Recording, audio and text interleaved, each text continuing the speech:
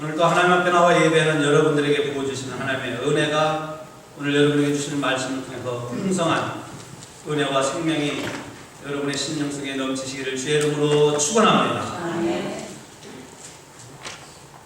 우리가 살아가면서 좋은 사람이 된다고 하는 것, 가정에서는 좋은 남편, 좋은 아내, 좋은 자식, 좋은 부모, 이 좋은 사람이 된다고 하는 것은 참으로 아름다운 거예요.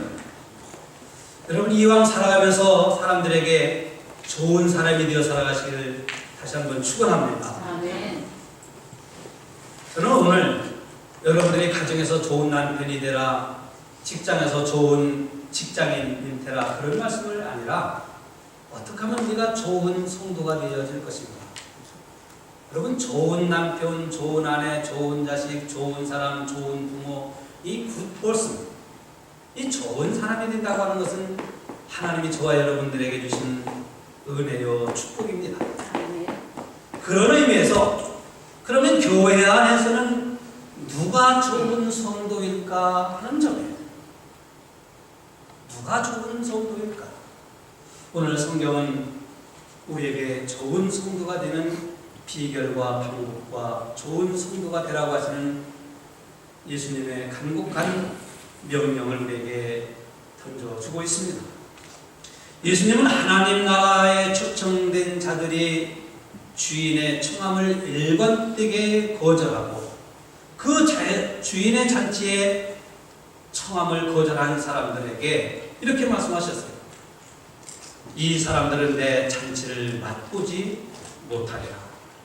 왜냐하면 하나님 나라 잔치의 초청을 받았으나 재산이 늘어나고 또 세상의 힘을 의지하고 육신의 정욕에 빠져서 그것에 취한 사람들은 하나님 나라 잔치에 초청을 받았지만 이런지하에 다 거부한 사람들이었기 때문입니다. 그래서 예수님은 병들고 가난하고 소외되고 없이 살아가는 사람들이지만은 그러나 하나님의 은혜를 사모하는 사람들을 청하여 하나님 나라의 잔치에 채우라고 하셨습니다. 주인 되신 하나님은 그럼에도 불구하고 이 잔치집에 비어 있어서 너희는 산울가로 가서 강권하여 데려다가 내 집을 채우라. 바로 이방 사람들에게 복음을 전해서 하나님 나라의 잔치집을 채우라고 하시는 말씀이었습니다.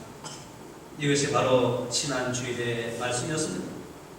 오늘 본문은 예수님이 십자가를 져야 할, 십자가에서 못 박혀 죽임을 당해야 할 때가 점점 가까이 다가오자 제자들의 신앙을 일깨워 주시는 말씀입니다.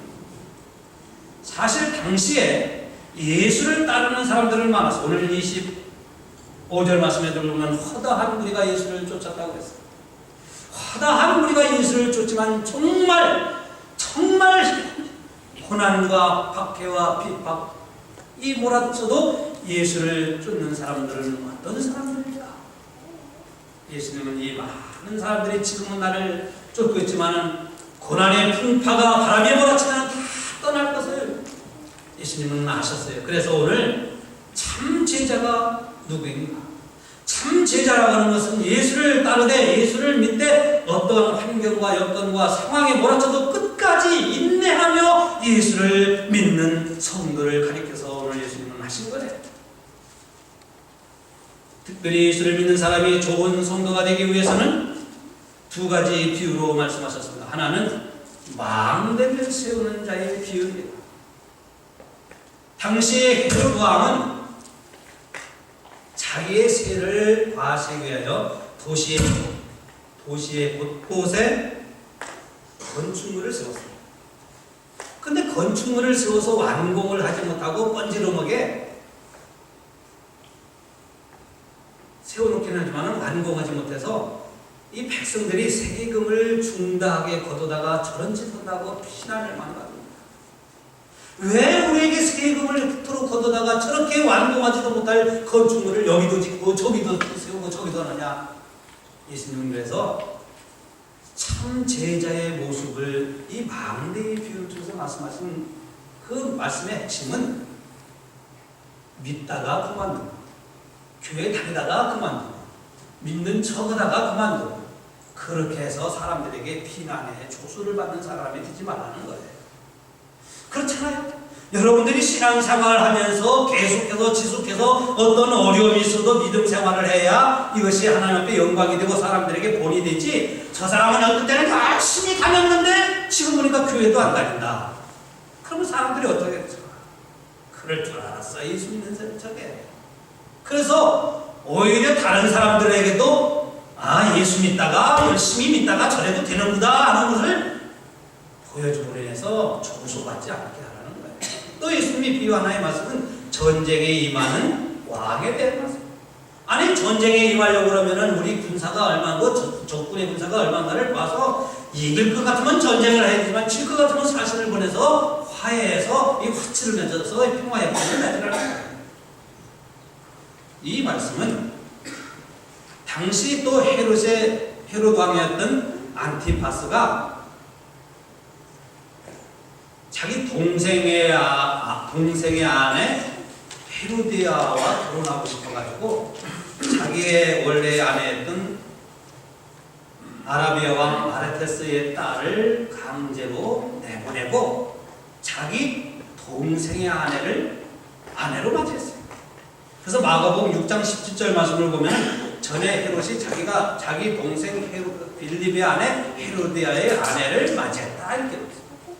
그래서 이 헤롯 왕 안티파스가 아라비아하고 전쟁을 일으킨 거예요. 근데 전쟁을 일으켜서 헤롯이 대패하고 말았어요. 예수님은 이 말씀을 왜 예수 믿는 참 제자의 성도의 모습에 이 비유의 말씀을 하셨을까요? 전쟁에 임하려고 하면 준비가 철저해야 되고 적군을 알아야 되고 그래야 하는 것처럼 예수를 믿는다고 하는 것은 영적인 싸움에서 사탄의 권세와 어둠의 권세와 죄악의 권세를 이겨나가기 위해서 어떠한 시련과 풍파가 몰아닥쳐도 이 믿음의 선한 싸움에서 영적 싸움에서 이겨나가는 자가 되지 이기지도 못하는 전쟁에서 날마다 영적인 전쟁에서 패하는 자가 되면은 그것도 참 제자가 되지 못한다고 하는 것을 깨닫게 하시는 말씀이에요. 예수를 믿는 나 자신이 어려움 앞에서 좌절하거나 무너지면 나 한 사람이 무너지고 좌절하는 것이 아니라 나로 인해서 나를 바라보는 사람들에게 좋은 영향을 끼치지 못한다는 거예요. 그러므로 좋은 성도는 신앙생활의 우선순위를 분별할 줄 아는 자가 되라고 오늘 예수님은 우리에게 가르쳐줍니다. 예수님은 이 비유를 통해서 예수를 따르는 좋은 성도는 어떤 사람이냐? 먼저 예수님을 사랑하는데 어떻게 예수님을 사랑하느냐? 26절 말씀을 보면 이렇게 말씀해요. 자기 부모와 처자와 형제와 자매와 및 자기 목숨까지도 미워하지 아니하면 능히 내 제자가 되지 못하고 그렇게 말씀합니다. 오늘 26절과 27절과 30절 말씀을 보면은 능히 내 제자가 되지 못하고를 예수님은 3번이나 반복하고 계십니다. 근데 26절에는 자기 부모와 처자식과 형제와 자매, 친척들을 혈육을 미워하지 않으면 자기 목숨도 미워하지 않으면 능히 내 제자가 되지 못한다는 거예요. 그러니까 예수님의 말씀을 우리가 생각할 때 그러면 우리가 부모도 미워하고 처자식도 미워하고 우리 형제 자매도 다 미워하라는 말씀입니까? 예수님의 말씀에 문자적으로 받아들여야 할 말씀이 있고 예수님이 하신 말씀의 의미를 받아들여야 할 말씀이 있습니다. 이러한 말씀은 문자적으로 받아들여서 혈육을 부모도 다 미워하고 다 미워하라 그런 말씀이 아니에요. 문자적인 말씀이 아니에요. 이 말씀에는 주님을 더 사랑하는 예수를 더 사랑해야만이 그 누구보다도 예수를 더 사랑하는 자만이 예수를 따르는 제자가 되고 예수를 따르는 제자는 바로 좋은 성도가 될 수 있다고 하는 말씀입니다. 그래서 예수님은 요한복음 21장 15절에 낙심하고 세상으로 돌아간 베드로에게 요한의 아들 시몬아 내가 나를 이 사람들보다 더 사랑하느냐고 그랬어요. 그것도 3번씩이나 물어보셨어요. 그러므로 예수님께서 부모, 형제, 자기의 목숨을 미워하라고 하는 말씀은 어떤 말씀이냐면은 신앙생활을 하는데 우선순위가 무엇인가를 분별해야 좋은 성도가 된다는 거예요. 오늘 여러분들이 신앙생활의 우선순위가 무엇인지 분별했기 때문에 이 전에 나와서 하나님을 예배하는 줄로 믿습니다. 우리가 이 신앙생활에서 우선순위를 분별하지 못하면 친구가 교회에 올라올 때 찾아와요. 또 다른 데 갈 일이 생겨요. 좀 쉬고 싶어요. 무엇도 하고 싶어요. 무엇도 하고 싶어요. 그러면 나올 수가 없어요. 근데 오늘 여러분들이 이 전에 나올 수 있었던 것은 신앙생활의 우선순위가 무엇인지, 뭐가 중요한지를 분별했기 때문에 나오신 거예요. 오랜만에 아들이 객지에 갔다가 집에 왔어요. 부모가 얼마나 객지에 있던 아들이 오니까 반갑습니까? 그래서 맛있는 것도 해주고, 그래서 아주 아들을 반가워했어요. 근데 아들이, 엄마, 오늘 교회 가지 말고 저기 바닷가에 낚시질 가요.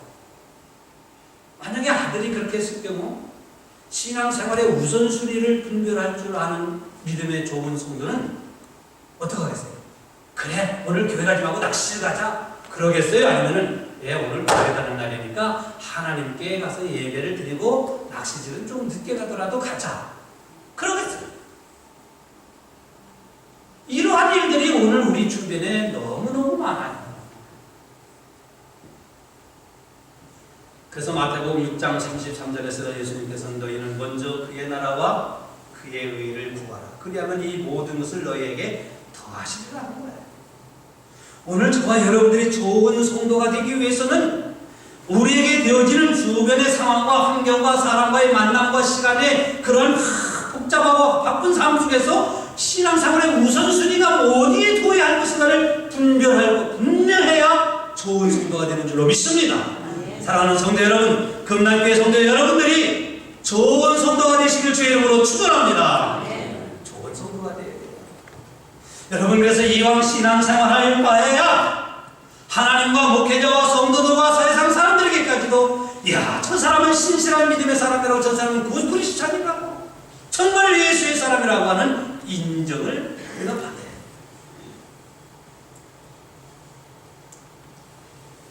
두 번째로 예수님은 예수의 제자가 되기 위해서는 자기 십자가를 지는 자가 되어야 한다. 그렇게 말씀하십니다. 27절에도 누구든지 자기 십자가를 지고 나를 쫓지 않는 자도 능히 나의 제자가 되지 못하고, 26절에도 능히 나의 제자가 되지 못하고, 27절에 그렇게 말씀하죠. 어떤 사람이 자기의 십자가를 지지 못하면은 나의 제자는 어떤 사람이 아까도 말씀드린 것처럼 나의 제자는 예수가 가는 곳에, 예수님이 하는 일에 예수님을 따르는, 예수님을 본받는, 그 예수를 믿는 믿음의 생활에 어떠한 풍파와 시련과 내 마음에 들고 안 들고를 떠나서 끝까지 예수를 믿는, 마음대로 짓다가 그만두고 전쟁에서 이기고 생각지도 안 하고 그냥 영적인 전쟁에서 맨날 지키긴 하고 그러한 사람이 아니라 신앙의 신실한 믿음을 지켜나가는 이 사람이 제자인데, 그 사람이 더 좋은 성도라는 거예요.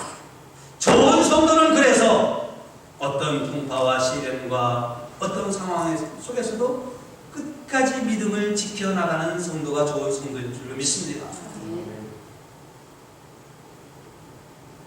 여러분, 그래서 이 제자는요, 예수님이 가시는 길이라고 하면 늘 함께하는 사람이 제자예요. 좋은 믿음의 사람은 어떤 사람이냐고 하면은 예수님이 험산줄령에 가시면 나도 험산줄령에 예수님과 함께야. 예수님이 병든 사람에게 찾아가면 나도 병든 사람에게, 예수님이 소외되고 가난하고 없는 사람에게 찾아가시면 나도 그런 사람에게 찾아가고, 예수님의 고난과 영광을 함께 받고 누릴 수 있는 사람이 좋은 제자인 거예요. 여러분, 제자가 선생하고 같이 가지 않잖아요.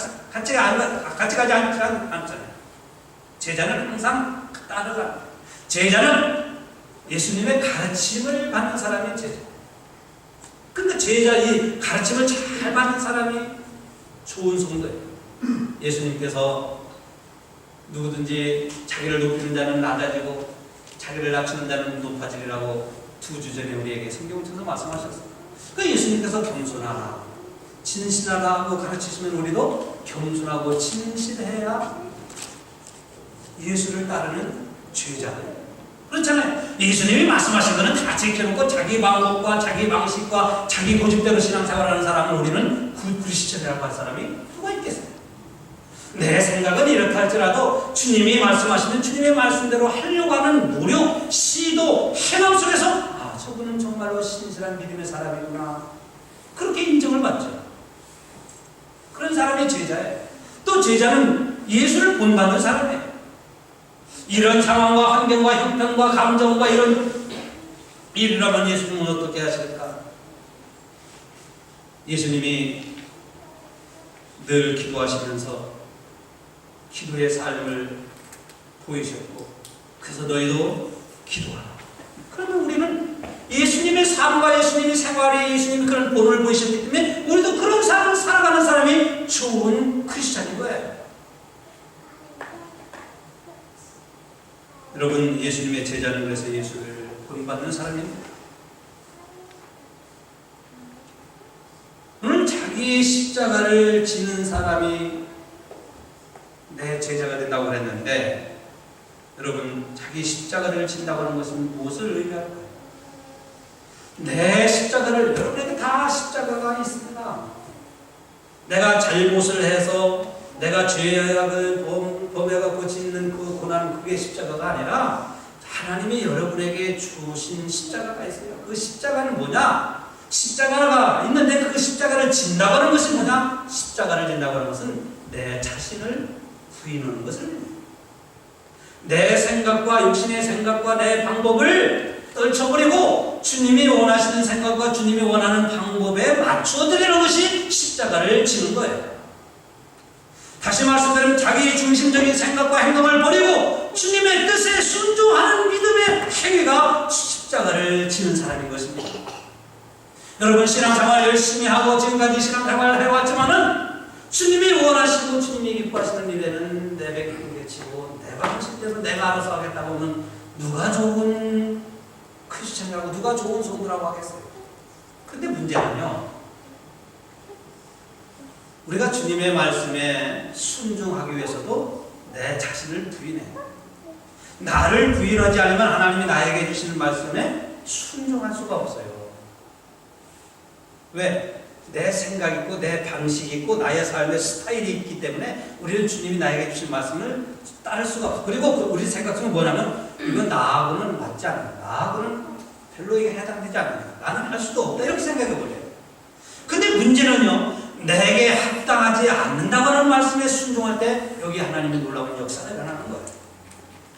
왜냐하면요, 창세기 22장에 보면 아브라함이 100세의 아들을 낳았는데 하나님께서 아브라함에게 뭐라고 말씀? 아브라함아, 내 독자 이삭을 저 모리아산에 가서 번제물로 바치라 그러잖아요. 이것은 인간적으로, 세상적으로, 윤리적으로, 도덕적으로, 신앙적으로 아무리 생각해도 있을 수가 없는 일이에요. 어떻게 하나님께서 수번 내게서 낳을 이삭을 통해서 수많은 민족을 내가 이루겠다고 약속하시고, 그것도 한 번이 아니라 수없이 약속하고, 그 이삭을 짐승 잡듯이 잡아갖고 각을 떠가지고 태워서 번제로 드리라는 거예요. 번제물로. 합리적이지 않습니다. 인격적인 하나님이 아닙니다. 이거 우리가 생각할 때. 그런데 아브라함은 어떤 겁니까? 이삭을 데리고 가잖아요. 이삭을 데리고 장작을 메고 좋은 불과 함께 가는데, 한참 가는데 아버지, 재물을 태울 장작을 이렇게 메고 가는데 재물이 어디 있습니까? 이 녀석 아버지에게 이렇게 물어본다는 거예요. 아버지 마음이 얼마나 메어지는 것 같이 아팠는지 뭐. 자, 모리아산에 도착했어요. 제단을 쌓고 장작을 올려놓고 짐승을 잡듯이 자기 아들을 잡아야 되잖아요. 아들을 잡으려고 하는 순간에 아브라함아, 내 아들 이삭에게 손대지 말라. 내가 이제서야 나를 사랑하는 줄 내가 이제서야 알았다 하고 하나님께서 옆에 수풀에 걸린 수양을 준비하셨습니다. 그 수양을 갖다가 이삭을 대신하여 제사를 드리라 그러잖아요. 여러분, 근데 하나님은 이 사건을 통해서 아브라함이 정말로 하나님을 사랑하는지를 아셨고, 이 사건을 통해서 하나님의 정말로 약속 같은 그 모든 약속들이 아브라함을 통해서 이루고자 하신 하나님의 그 자녀, 그 번성과 그 물질의 복이 이 사건을 통해서 아브라함에게 주신 거예요. 여러분, 노아도 마찬가지죠. 아니, 방주를 지으려고 하면 바다나 호숫가나 방주를 지어야지 왜 산꼭대기다 지라고 합니까? 이게 인간의 이치와 합리적으로는 맞질 않아요. 그런데 아브라함도 노아도 자기를 부인하니까 하나님이 내게 말씀하시니까 하나님이 우리 교회에 예배와 전도와 기도에 힘쓰라고 하나님 앞에 나와 새벽에 부르짖어 기도하라고, 교회가 어렵고 가정이 힘들고 내 육신이 몸이 아프고 병들었을 때 하나님 앞에 나와 부르짖으라고 하나님이 말씀을 주시는 거 아닙니까? 근데 내 생각은 나를 부인하지 않으니까 내 생각이 있는 거예요. 내 생각 습관이 있는 거예요. 그러니까 나를 부인하지 못하고 나는 못한다. 나는 할 수 없다. 이거는 목사님이나 이거는 누구나 할 수 있는 일이지 나는 할 수 없네. 왜 나는 바쁘고 아침에 일찍 일어나야 되고 일찍 일 나가야 되고 나는 하루 종일 어떻게 내가 새벽에 기도합니까? 어떻게 내가 기도할 수 있습니까? 어떻게 내가 전도할 수 있고 어떻게 바쁜데 수요일까지 나와서 예배 드릴 수 있습니까? 이게 나를 부인하지 못해서 그런 거예요. 그런데 나를 부인하면 하나님이 노아에게 말씀하시더니 노아가 방주를 지었더니 아브라함이 했더니, 그리고 어둠만 소경이 예수님께 찾아왔을 때 다윗의 자손의 나를 불쌍히 여기주소 했더니 예수님이 침을 갖다 흙을 개가지고 눈에 바르고 실로암에 가서 씻으라 했더니 아니 고쳐주지도 않고 눈 뜨지도 않고 실로암에 가서 씻으라고 한 거예요. 이게 이치에 맞습니다. 안 맞잖아요. 근데 그들은 자기를 부인했기 때문에 주님의 주신 말씀에 순종할 수 있었던 거예요. 순종했더니 하나님의 살아계신 놀라운 역사가 그들을 통해서 일어났지 않습니까? 오늘 우리를 하나님의 말씀에 순종할 수 있는 것은 내 자신을 부인하는 것이 십자가를 지는 거예요. 그래야 좋은 성도가 될 수 있다고 예수님 우리에게 가르쳐 주십니다.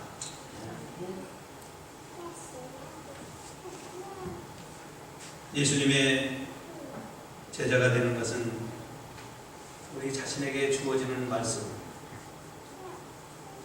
우리가 성경에 기록되어진 이 말씀을 다 어떻게 한꺼번에 지킬 수 있겠어요?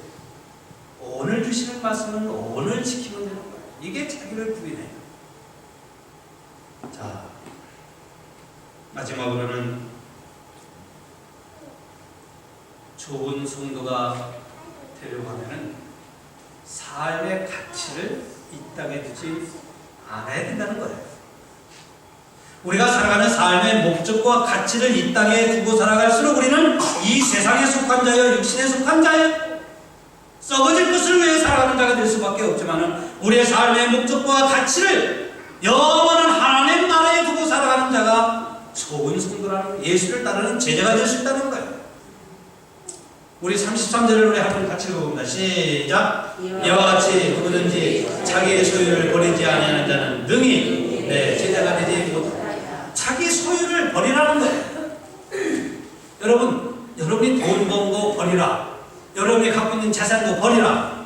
이게 맞습니까? 이게 열심히 돈 벌어서 내가 부어줄게, 내가 축복해줄게, 물질적으로 부유한 자가 될게, 이렇게 말씀하셔야 되는데 오늘 예수님은 자기 소유를 버리지 아니하면 내 제자가 능히 되지 못한다 그러잖아요.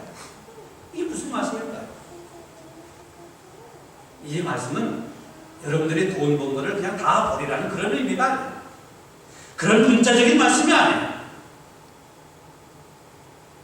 아까도 말씀드렸지만 예수님의 말씀 속에는 문자적으로 해석하지 않아야 되겠어요. 오른손이 범하면 오른손을 잘라버리라. 불구의 몸으로 천국에 가는 것이 낫다. 그러면 여러분 오른손이 보면 다 잘라버리고 예수 자르고 눈도 빼버려야죠. 이게 문자적인 말씀이 아니에요. 그 말씀의 의미가 뭘까? 오늘도 이 말씀의 의미가 예수님이 우리에게 주시는 의미가 있어요. 내 소유를 버리지 아니하면 능히 내 제자가 되지 못한다고 하는 것은 삶의 가치, 우리 삶의 목적을 어디에 두고 살아가야 하느냐 하는 거예요. 갈라디아서 6장 8절 말씀을 보면 이런 말씀이 있습니다. 육체를 위해 심는 자는 육체로부터 썩어질 것을 거두고 성령을 위해서 심는 자는 성령으로부터 영생을 거두리라. 여러분, 자기의 소유를 버려야만 내 제자가 된다고 하신 것은 우리가 가진 것을 버리라는 뜻이 아니라 내가 가진 것으로 인해서, 내게 있는 것으로 인해서 하나님 나라 잔치에 들어가는 들어가는데 걸림돌이 돼서는 안 된다는 거예요. 지난주에도 밭을 산 사람이 왜 청업을 거부했습니까? 재산 때문에요. 재산. 내가 가진 것이 나의 신앙과 나의 인격과 나의 인품에 내가 그리고 하나님 나라에 그리고 내가 주를 섬기는데 이것이 도움이 되고 이것이 유익해야지 이것이 걸림돌이 돼서는 안 된다는 거예요. 왜 걸림돌이 된다고 하는 것은 내 삶의 목적과 가치를 여기에 두고 있다는 거예요. 어떤 분이 말이에요. 정말로 인품도 있어요. 인격적이세요. 참 좋은 분이에요. 근데 그분에게 차 한 잔 얻어먹기가 힘들어요. 얼마나 꼬꼬꼬고 째째하고 얼마나 궁색한지 이 사람은요. 사람은 좋고 인격적이기도 하고 인품도 좋은데 그분에게는 차 한 잔 얻어먹기가 정말 힘든 사람이 있어요. 그 사람은요. 그 갖고 있는 것이 그 좋은 인품, 좋은 인격, 좋은 사람 이것에 걸림돌이 되는 거예요. 이런 사람은 그 가진 것을 버려요. 그래 남에게 차 한 잔도 사줄 수 있고 남에게 식사 한 번도 사줄 수 있고 남에게 베풀 수도 있는 거예요. 근데 사람은 좋은데 아니 차 한 잔 사라고 그러면 말입니다. 째째하게 지갑을 찢었다 말다 냈다 말다 내가 살 때 놓고 가서 사진 안 하고 이런 사람 있잖아요. 이런 사람은 말이에요. 사람은 좋아도 지금 갖고 있는 것 때문에 그 인격, 약속, 신뢰 이런 것이 땅에 떨어지는 겁니다. 이런 사람은 갖고 있는 걸 버리라 이게 무슨 말씀이에요? 버리라고 해서 그럼 돈 갖다 다 강물에 빠져 버리라는 뜻입니까? 이것이 내 신앙과 내 인격과 내 인품에 걸림돌이 되지 말아야 된다는 거예요. 그래야 참 제자요. 그래야 예수를 따르는 자요. 그래야 좋은 성도가 될 수 있다는 거예요. 그래서 예수님은 마지막으로 좋은 성도는 소금과 같이 살아야 한다는 것을 가르쳐줍니다. 좋은 성도는 소금과 같이 살아야 한다. 여러분 소금이 역할 두 가지가 있죠. 소금의 역할은 첫째로는 맛을 내는 역할입니다. 그렇죠? 우리가 음식을 먹을 때 뭐 달지 않아도 먹을 수 있고 맵지 않아도 먹을 수 있고 새콤하지 않아도 먹을 수 있지만 간이 안 드는 음식은 참 먹기 어렵죠. 그렇죠? 간이 들어야 되는 음식. 소금은 맛을 내는 역할을 하는 거예요. 금난교회 성도 여러분, 미움이 있는 곳에 사람의 맛을 내고 불순종과 거짓이 있는 곳에 순종의 맛을 내고 진실의 맛을 내는 그러한 성도가 되시기를 축원합니다. 그래야 좋은 성도가 되는 거예요. 남이 불평할 때 그냥 확 불쑤시개 역할에서 기름 확 불어넣어주고 교회 신앙생활을 안 하려고 하는데 그냥 거기다 그냥 불 그냥 붙이지 팍 해주고 그런 성도는 열심히 따지고도 좋은 성도가 될 수 없어요. 맛을 내야죠. 예수의 맛을 내야죠. 예수의 인격, 예수의 향기, 그래서 고린도전서 1장에 고린도후서 2장 15절에 우리는 구원 얻는 자들에게나 망하는 자들에게나 그리스도의 향기니 갈라디아서 6장 17절 말씀에 사도 바울은 내 몸에 예수의 흔적을 지녔노라. 예수의 맛을 내는 사람이 좋은 성도예요.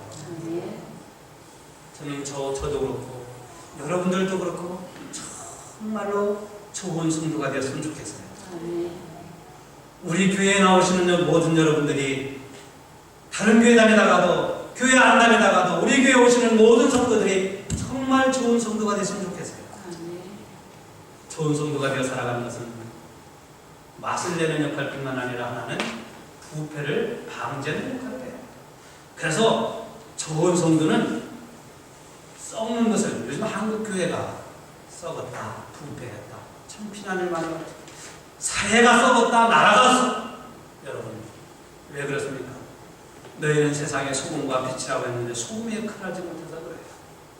근데 중요한 것은요, 소금의 역할을 하려고 하면 자기가 녹아야 소금 역할을 하잖아요. 자기가 녹아야 썩는 것을 방지하잖아요. 그런데 사람들은 이렇게 생각해요. 나는 괜찮은데 네가 좀 녹아라, 네가 좀 말해. 내가 녹아야 되는 거예요. 내가. 여러분 소금이 부패 방지를 하기 위해서는 나는 의롭습니다, 이게 옳습니다, 이게 맞습니다 말만 해주는 자가 되는 것이 아니라 내가 썩는 내가 맛을 내는, 내가 하나님의 미랄이 되는 내가 미랄이 되라는 거예요. 내가 미랄이 돼야죠. 내가 썩어야죠. 내가 녹아야죠. 그래야 썩지 않지 않습니까? 나는 의롭습니다라는 것을 외치는 자가 아니라 내 자신이 하나님의 말씀, 기도, 성령을 통해서 녹아지는 역사가 일어날 때 교회는 건강하고 여러분의 가정은 생명의 역사가 일어나는 가정과 교회가 되는 겁니다.